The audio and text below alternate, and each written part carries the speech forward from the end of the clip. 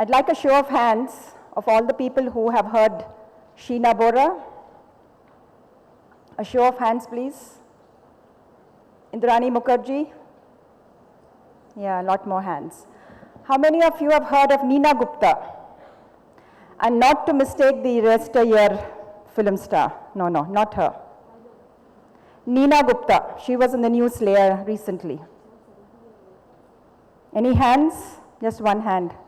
What is she? She's on Yeah.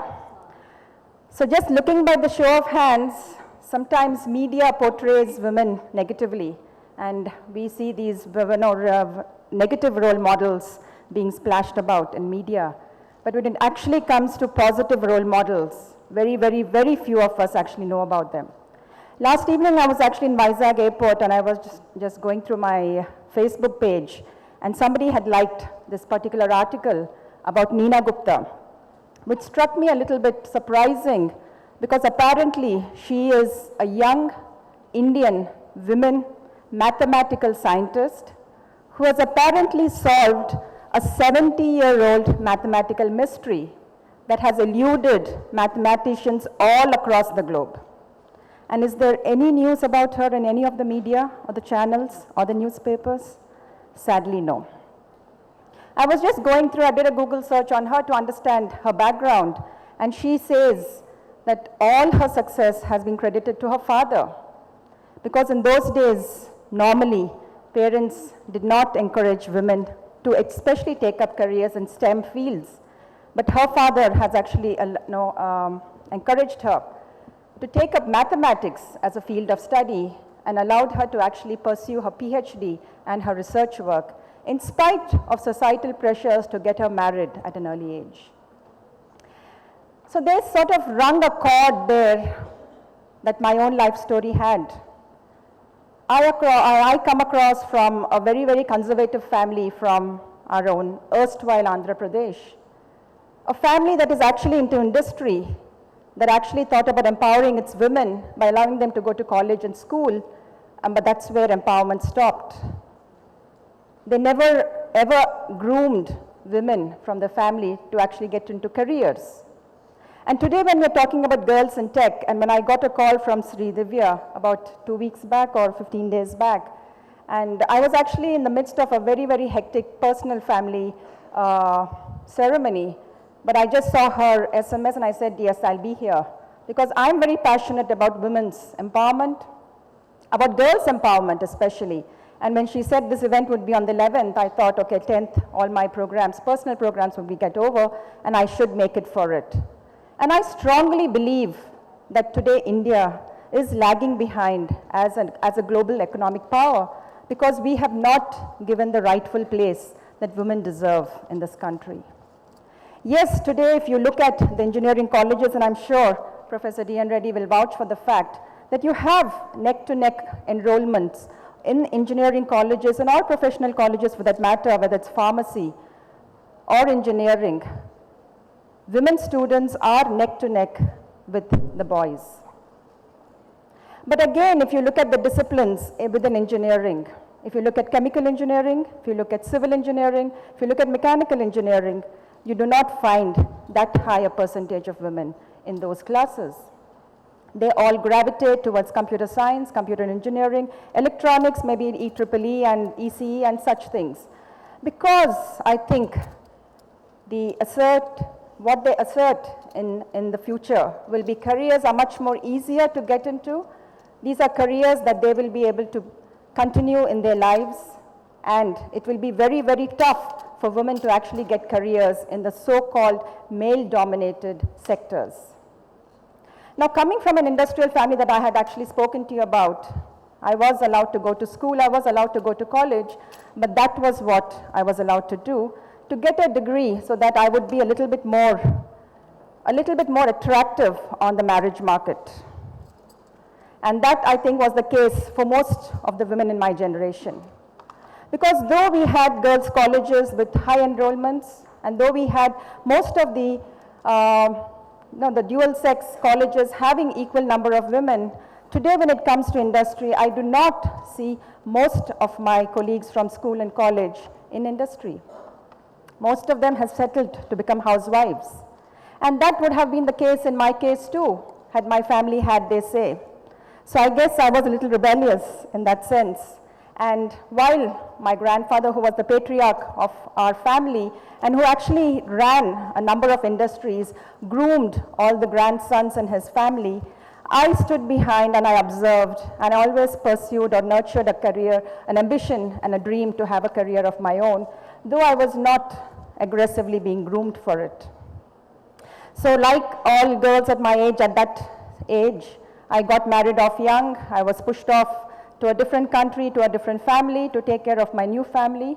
But this dream in me always lingered. Luckily for me, I found support in my husband. And he actually, should I say the word, allowed me to pursue with my studies, because I was discontinued actually after I got married. So I again enrolled myself in college. I enrolled myself in courses that I thought that I could actually handle. And I ended up standing second in a class of 89 students, in which we just had 6 girls and 83 boys. The other second fact there was that I was actually older to all of those students, because most of them had just finished their undergraduation and come into the MBA class, whereas I was actually pretty old, almost 6 to 7 years older than all of them, with 2 children. But I persisted because that dream was within me. And I'm sure today, in today's generation, you have a lot of women who actually nurture that dream. And that dream needs to come out. And that's where I think organizations like Girls in Tech, organizations like the Indian Women Network of CII should actually play a role in trying to create an ecosystem, in trying to create policies that will enable women to actually excel at the workplace. I actually represent the Confederation of Indian Industry, which is actually a 120-year-old industry body. And we do a lot of lobbying with the government, both at the state level and at the central level, in trying to get policies that will actually enable industrialization and enable the economy to grow. But in these 120 years, while we have so many sectors and panels that actually focus on many of the industries, sadly, not even one of them actually focuses on women empowerment. It was only 3 years ago that the people in this organization understood the value that women in the professional sphere will actually bring. And that's when the Indian Women Network actually took birth. So in 2013, a few of us came together, we created a task force, and we launched this network called the Indian Women Network, which creates a networking platform for women, for professional women, for entrepreneurial women, to actually come out of their work spheres, to come out of their family spheres, and to understand what the world actually has to offer. Now, if you look at organizations such as those, and I have done a lot of work in the Indian Women Network over the last 2 years, we have actually gone to the so-called tech companies. And though we find a lot of women who actually enter these companies at the fresher level, sadly, you don't see them climb up the professional career or the professional ladder. Lot of reasons can be attributed to this. It's because of the ecosystem, because they're not able to find the perfect balance between their work and their family. But how is it that we are going to come into the next century and we have to actually get empowered women to actually drive our economy? Most of you would know that today India stands at the 9th position in terms of a GDP, in terms of global GDP, way behind smaller countries like the UK, France, Japan. While we know that China and the US actually dominate the first and second positions. If we look at the population, we are actually 3 times or 4 times much more than the populations of all these countries. So what does that actually mean? That a huge percentage of our population and a huge percentage of that actually comprise of women that actually don't contribute back to the economy. So this is where probably Girls in Tech actually has a huge role to play, not only to ensure that girls in tech stay in tech, not only ensure that you create entrepreneurs, that you create working women, but also to ensure that they do climb up their professional careers and the professional ladders and stay and remain in their careers throughout their lives and continue to contribute to the economy. So I would like to actually also give an invitation to Sri Divya to collaborate with the Indian Women Network of CII in trying to understand how we can actually enable a much better ecosystem for the future generation.